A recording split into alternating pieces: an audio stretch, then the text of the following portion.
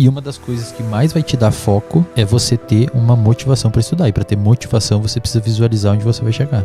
Você ter noção dessas coisas faz com que o seu dia seja... eu uso vários desses hacks no meu dia a dia.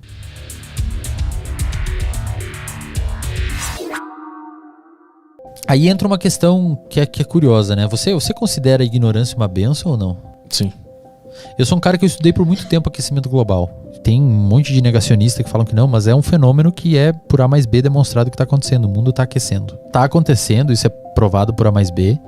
E as estimativas é que, por exemplo, em 2040, o cacau já seja uma coisa bem rara. Por conta de a gente não vai ter clima para ele crescer direito. Uvas, alguns vinhos. Eu moro lá em Santa Catarina.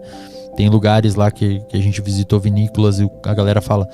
Desde 2015, 2010 pra cá, não tem mais como cultivar essa uva porque não fica tão frio quanto ficava. Nesse período específico. E a gente não tem mais esse vinho. É uma coisa... Granola é uma parada que era muito barata antes. Hoje é, sei lá, R$50 um quilo de granola, dependendo do bagulho. Essas paradas vão acontecendo muito devagar. E o ser humano, ele tem uma dificuldade de interpretar a mudança gradual. A gente tem dificuldade de interpretar noções grandes. Que demoram. Tipo o sapo sendo cozido na água ali, aquela filosofia do sapo, que se tu botar um sapo dentro da panela de água fria e deixar ele esquentando bem devagarinho, ele vai morrer sem perceber. É mais ou menos isso. Por exemplo, se eu falar pra você assim, 180 milhões de anos tinham dinossauros aí. O que é 180 milhões de anos? Sim, é tão você não tem como saber quanto bate, que é, né? cara. Não bate. E isso acontece também com pequenas coisas no dia a dia. Então a gente não consegue perceber, por exemplo, que o aquecimento global é uma parada que eventualmente vai resultar num problemão. Só que já está resultando, na realidade. A gente não percebe porque ainda não é tão tangível. Então, a ignorância é uma bênção? Talvez seja. Talvez se você não soubesse dessas paradas, ia ser muito mais fácil. O seu cérebro não ia conseguir simular situações ruins. Sim, do ponto de vista do indivíduo que é ignorante, é muito bom, né? Exatamente. Não saber de determinadas coisas. Exatamente. Eu, inclusive, me privo de, por exemplo, ler comentário. Eu acho que é uma forma de se manter ignorante perante algo que está acontecendo que não é bom saber. Não quero saber. Tipo, noticiário. Esses dias eu estava vendo o jornal da Band e aí a mulher fala do nada. E veja a seguir esse acidente horrível. Pra quê? Eu quero ver isso. A sua amígdala deve explodir, cara, quando você vê essas paradas. Nesse sentido, a ignorância é uma benção. Inclusive, eu parei de acompanhar a política. Eu não assisto porque mais, não serve pra nada essa porra. Só serve pra ficar bravo. Não acompanho mais. Pô, mas daí você é um cara que é... Como é que é? Egoísta, que só tá olhando pro seu rabo. Cara, em algum momento, às vezes é importante você se fechar um pouco pra si e pro seu grupo e preservar sua saúde mental, principalmente no momento que a gente tá agora. É muito... Sabe aquela metáfora que a gente fez no início lá de copo d'água? A torneira tá muito ligada agora. Sim. E às vezes você alargar um pouco o buraquinho no fundo é você parar de consumir coisa. Ou você fechar um pouquinho a torneira. É parar de ler notícia ruim, é parar de consumir conteúdo ruim e começar a consumir mais o A Deriva. Tem um aspecto da ignorância ser uma bênção ou não que é interessante, que tipo, esse papo que a gente teve hoje me abriu o conhecimento que antes eu era ignorante, né? E esse papo me traz dor, porque me traz muito conhecimento sobre o meu próprio cérebro e eu vou voltar pra casa, que porra depressivo. É essa? Isso me traz... Na verdade, isso foi uma ideia que eu tive pra você procurar terapia e a gente... Foi um marketing reverso. Mas tipo assim, tem conhecimentos que eu quero ter, mas que eu sei que quando eu tiver ele, eu vou ficar desconfortável e vou sentir uma dor, mas são coisas que eu quero. Eu gosto muito de filosofia, de pensar sobre a vida, de como é que funciona o cérebro. Isso sempre me leva pra um lugar ruim, entre aspas, porque me deixa desconfortável e meio, caralho, que porra é essa? Agora eu sei um monte de coisa que eu não sabia, isso me deixa confuso. Mas isso é legal pra mim, mas ver uma notícia política, o que tá acontecendo com o Bolsonaro, a CPI do não sei o quê, eu não quero saber disso aí. Cara, aí você falou uma parada legal, e pra galera que tá assistindo aí é importante saber isso. Um processo de aprendizagem, ele tem que ser, por definição, um pouco desconfortável. Você aprende uma coisa se você...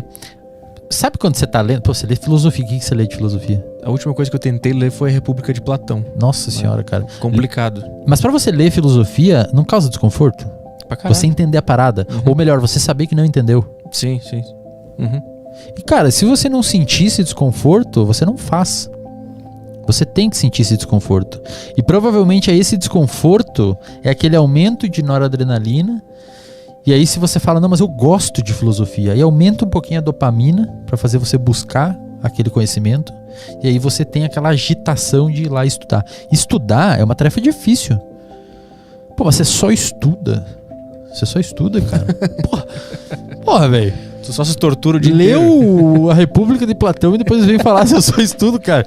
Pô, Caralho. estudar dá fome, cara. Seu cérebro cansa, olha aí, você tá... Não, dói. Vai morrer, Eu tô lembrando do... Tu eu já tô morreu e esqueceram de avisar ele aqui. É que eu tô lembrando do primeiro capítulo da República de Platão lá, que ele fica discutindo com outro cara sobre o conceito de justiça, não sei o que. Eu lembrei de tudo. Cara, Tu começou a me doer de é novo. uma parada assim muito...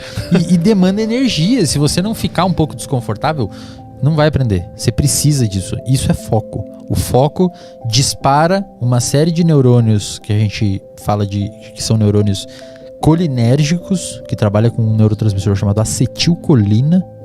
E esse neurotransmissor muda o seu cérebro para você aprender aquela informação. E para ter foco, a gente também não tá à mercê do nosso cérebro resolver ter? Tá à mercê do nosso cérebro resolver ter. E uma das coisas que mais vai te dar foco é você ter uma motivação para estudar. E para ter motivação, você precisa visualizar onde você vai chegar. A visualização, tipo, fantasiar o lugar que tu quer estar. Fantasiar o lugar que você É quer ótimo estar. Exatamente, é ótimo isso. E assim, você precisa... Então imagina o macaquinho do experimento. Quando ele vê a luzinha, o apertar a alavanca, imagina que tem que apertar 100 vezes a alavanca para receber a recompensa. O macaquinho já fica, puta que pariu, bicho. Vou ter que apertar 100 vezes essa alavanca, é trabalheira, vou ficar aqui meia hora apertando a alavanca. Não, mas vai ter a recompensa.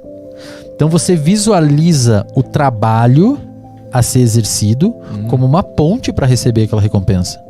E não como um trabalho, simplesmente trabalho. Então sonhar, não sonhar de tô dormindo e tô sonhando, eu sonho em ter isso aqui, é muito importante. Sonhar e imaginar o que tu quer ter, onde cara, tu vai estar, como é que vai ser. Cara, muito. Vou te falar uma coisa. Eu tenho uma planilha lá de terapia, né? E aí eu tenho as sessões de terapia cognitivo-comportamental, elas são semi-estruturadas. Então existe uma pauta. Primeira sessão, a sessão de avaliação, ver o que você tem. Segunda sessão, uma sessão de educação, explicar o modelo, aplicar algumas técnicas, regular o sono. Eu regulo muito o sono, pergunto o sono dos pacientes. E a minha quarta sessão é para perguntar sobre o propósito dele. Não tem estudos, pelo menos até onde eu sei, cara, mostrando de maneira clara. Talvez tenha, mas eu não lembro. Que pessoas que não têm propósito tendem a ter mais problema mental. Mas à luz do que a gente sabe do sistema cerebral, do sistema dopaminérgico e da motivação, e à luz do que eu vejo na clínica, isso é uma coisa que eu fiz, até eu penso às vezes em escrever um relato de casa e publicar isso para que outras pessoas tenham acesso. Muitas pessoas ansiosas e deprimidas, ou melhor, não necessariamente deprimidas, mas anedônicas, que são aquelas pessoas que não sentem prazer com as coisas. Não é deprimida, mas é tá bom, vou lá fazer o podcast e tá ligado? Elas não têm propósito. Isso é foda. Você não tem um objetivo, você não tem um lugar que você quer. Você tem que ter. Porque o córtex pré-frontal, ele direciona neurônios lá pros corpos, pros neurônios que produzem dopamina. O seu córtex pré-frontal, ele consegue estimular esses neurônios que produzem dopamina a produzir dopamina. E você encontrar uma motivação e um comportamento direcionado a fazer alguma coisa. E o que o córtex pré-frontal faz? É um simulador. Então ele sonha com alguma coisa? Você tem que ter, cara. Você tem que ter um objetivo. Eu vou chegar lá e pra chegar lá eu preciso fazer isso eu vou fazer. E ter propósito. Também estamos à mercê do nosso cérebro inventar um propósito? Eu acredito, com certeza. Com certeza. Você é o produto do seu cérebro. Muita gente... Essa é uma distinção importante de fazer. Pô, mente, né? Até muito tempo atrás, a galera falava que o psiquiatra trata o cérebro e o psicólogo trata a mente. Mas é a mesma coisa? É a mesma coisa. Imagina que o cérebro é uma laranja, né? Que a gente fez a metáfora ali. A mente é o suco. É o que sai, é o produto dele. O produto do seu cérebro é a sua mente. Então quando se fala em mente, fala em cérebro. E a terapia, como a gente conversou, de tratar o cérebro, que por consequência muda o que chamam de mente. Melhora o suco. Deixa ele melhor. Exatamente, isso mesmo. Entendi.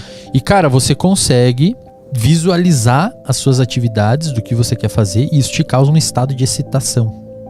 Só que aí tem alguns poréns. Tem que ser um lugar que você sabe que você vai conseguir chegar. E se é um negócio muito longe, vale a pena você manter ele em vista, mas ver um mais perto primeiro. Sabe qual é? Sim, começa... É foda porque tem vários livros de autoajuda ou de filosofia que meio que falam isso de uma forma mais popular, né? De todo dia faz um objetivo pequeno, todo esse papo assim. Basicamente é isso, né? Basicamente é isso. Só que aí que tá. Os meus pacientes falam muito isso. Quando você sabe o que acontece, você não fica mais motivado em fazer? Como assim? Tipo assim, se eu falar pra você, cara, o Mindfulness muda o seu cérebro e melhora baixa seu cortisol, baixa sua frequência cardíaca. Dá vontade de experimentar. Não motiva mais você fazer? Você sabe o que vai acontecer. Então, nesse quesito específico, acho que a ignorância não é uma bênção. Você saber que a atividade física te resulta em uma melhora emocional e uma melhora física. Você saber o que acontece quando você melhora seu sono. Galera, muito comum paciente ter problema de sono. A primeira coisa que a gente regula é o sono. O sono é como se você estivesse andando de carro e o pneu furou. Tem que parar e dar atenção. Se você tem um sono irregular, você precisa agora regular seu sono. Durma com essa informação. Pessoa dormindo assim. Preciso regular, preciso regular. Puta que pariu, o cara me ferrou agora. Então, assim, você ter noção dessas coisas faz com que o seu dia seja... eu uso vários desses hacks no meu dia a dia. Acordo, abro a janela, me exponho ao sol. O Andrei, quando vem aqui, vai falar bastante disso pra vocês. Tento ter pausas entre os meus trabalhos, meus estudos. Faço academia todos os dias, é uma coisa que eu priorizo. Eu deixo de fazer outras coisas para praticar atividade física. Quando eu tô um pouco mais nervoso ou ansioso, eu percebo que eu tô querendo comer mal. E aí que mora o segredo. Você percebe. Sabe qual é? Tem duas opções, né? Você percebe, eu tô querendo comer mal. E cara, tem até momentos de comer que podem ajudar você no seu desempenho. Por exemplo, quando você come muito carboidrato, ele tende a te dar uma baixada, né? Então, cara, se você tem uma reunião de negócio importante ou tem uma prova 1h30 da tarde, come pouco no almoço. Ou você vai encher seu estômago com 1,5 kg de alimento, o seu organismo ou vai digerir meia vaca ou vai fazer a prova. É a mesma coisa que dormir. É a mesma coisa que dormir, cara. Como é que você vai comer um monte de comida e deitar a dormir? Sim. Não vai funcionar. Então, sabe, pequenas estratégias que você pode ir aplicando no seu dia a dia para melhorar a sua performance. Pausas de trabalho. O professor Andrei é um cara que ele trabalha de uma maneira muito organizada, que eu sugeri para você trazer aqui. Ele trabalha em ciclos de 90 minutos. Parece que tem evidência científica que o nosso cérebro trabalha bem em ciclos de 90 minutos. Então, trabalha 90 minutos, dá uma pausa de 20. Trabalha 90, 1h30, dá uma pausa de 20. Trabalha 90, 1h30, dá uma pausa de 20. Parece que quando o seu cérebro trabalha nesse ciclo, ocorre uma melhora de performance. Você tem essas pausas. E também nessas pausas você consegue consolidar a informação que você obteve estudando ou trabalhando. Você não as informações que a gente está tendo agora, você vai consolidar no sono. Sim. Você vai memorizá-las no sono.